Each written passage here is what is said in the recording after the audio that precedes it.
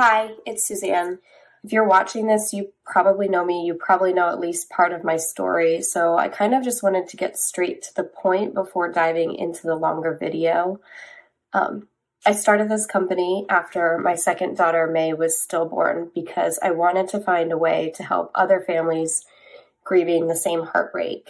I'm not independently wealthy. I don't have tons of money sitting around to donate to the organizations that help these families, but I do know e-commerce. It's what I've done for the past 12 years. So I knew I could start a mission-based company that uses product sales in a you buy, we give model to generate the money to have the impact to help these families.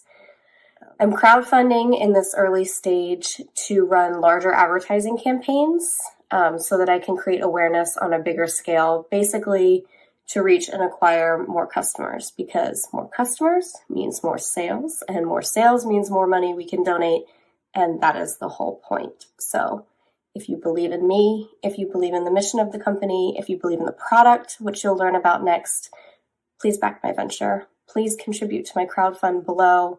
I am eternally grateful that you're even here watching this video and that you would put some of your hard-earned money into helping make an impact. Thank you.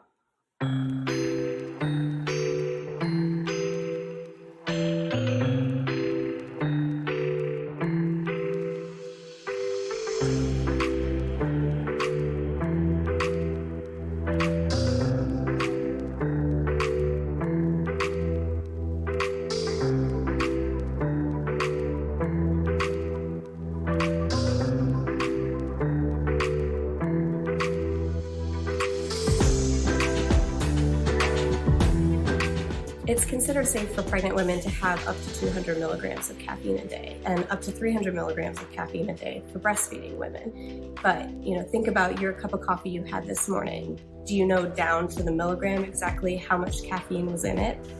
Probably not, and it probably doesn't matter, but it does matter when you're pregnant or when you're breastfeeding.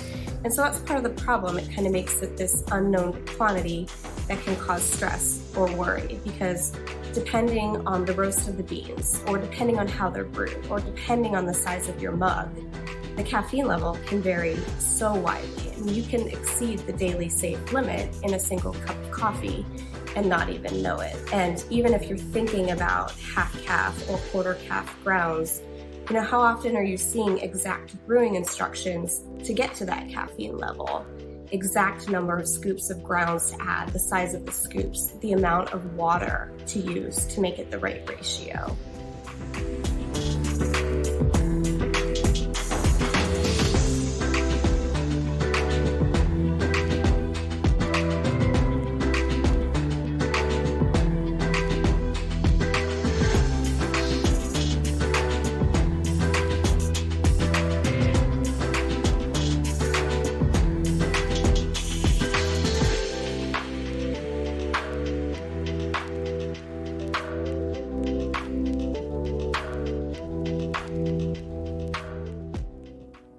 If you think about the amount of chemicals that go into the production of coffee, and you think about how the caffeine level is kind of an unknown quantity, it really, at face value, makes coffee a bad thing for women to continue drinking. But that doesn't have to be the case, because you can have caffeine in pregnancy. You just need a clean source, and you need to know exactly how much caffeine you're drinking. By pre-brewing and creating a concentrate, we're able to give women a product where once they measure out a serving, no matter how much liquid they add to it or what kind of liquid, water, milk, it doesn't matter. Once that serving is poured, they know exactly how much caffeine is in the cup that they're drinking.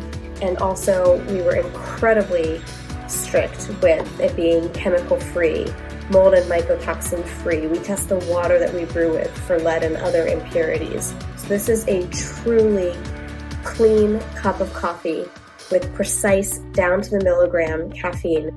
Coffee concentrate isn't a brand new category in and of itself, but there's never been one created specifically for pregnant and breastfeeding women in the way this is. And it's time that they had a product like this. Not to mention one that's on a mission to support the women who drink it.